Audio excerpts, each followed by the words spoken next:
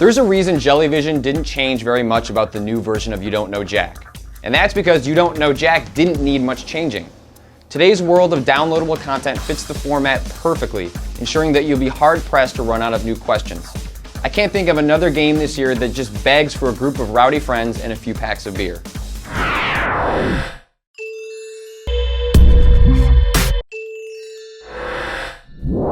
When you tell me that Akira Yamaoka, Suda51, and Shinji Mikami have made a game together, you've ensured that I will play it regardless of how it turns out.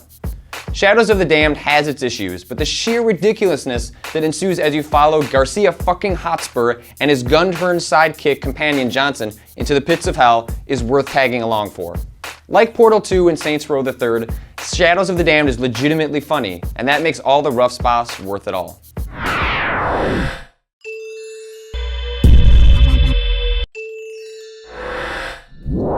Portal 2 is not as good as Portal, but crafting a sequel to one of the most beloved games of the past 10 years, a game that helped redefine what it meant to have narrative in a video game, is an impossible task.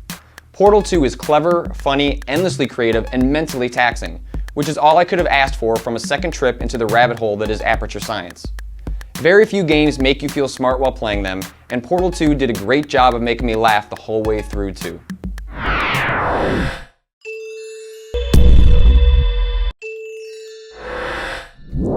We all want Beyond Good and Evil 2, but if games like Rayman Origins are what we get while Ubisoft keeps that one on the back burner, maybe I'm okay with waiting a few more years.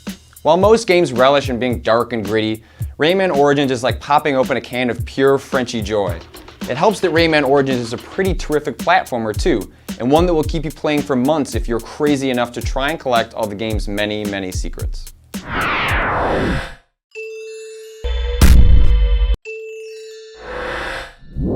I didn't want to like Deus Ex Human Revolution, and was deeply skeptical about any sequel.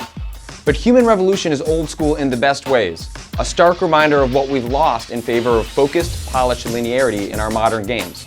The best moments of Human Revolution are when you finish a mission and stumble upon the half a dozen different ways you could have completed that area had you only looked around a little bit more. That's Deus Ex in a nutshell, and Human Revolution nailed it.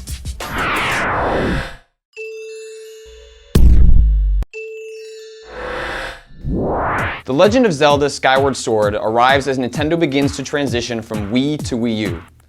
I can't help but think how things might have been different if Skyward Sword, which nails how motion controls can transform our traditional video games, had come out years ago. Skyward Sword has a slow start, but once it gets going, it doesn't really stop, and when it does, you wish it hadn't. Skyward Sword features some of the best dungeons of the whole series, and the controls truly make you feel part of the game.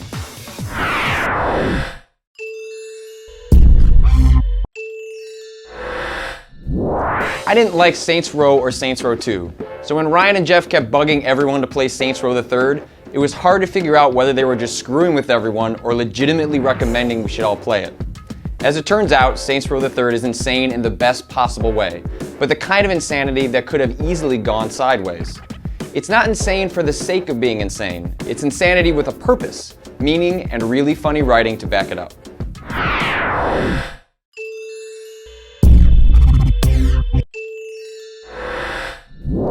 There's good reason to talk shit about Apple's iOS platform.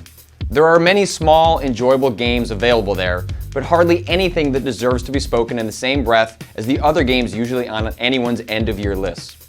Super Brothers Sword and Sorcery EP is worthy of such praise, a game built with the platform in mind and not grafted to a place that was economically convenient. Gorgeous pixel graphics, witty and technologically progressive writing, a great soundtrack, and most importantly, adventure and combat gameplay that's satisfying for the precious few hours it lasts.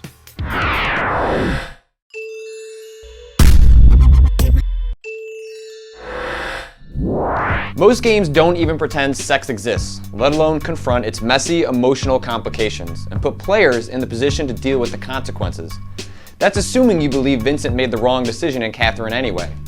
It's tough to ignore the cumbersome block puzzles that make up much of Catherine, but if you, like me, chose to engage with the questions Catherine posed about sex, love, and relationships, it touched upon something profound, even if it stumbled along the way.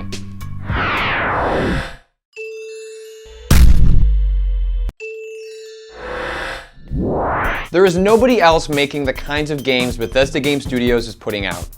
Nothing else this year transported me to another world the way Skyrim did. Bethesda hasn't changed its formula very much with the Elder Scrolls V Skyrim, it's just gotten better at the things it was already doing. What Elder Scrolls has never been very good at, it's still not very good at. But if you want to be part of another place, another time, another world, and fight some goddamn dragons, Skyrim is the place to be.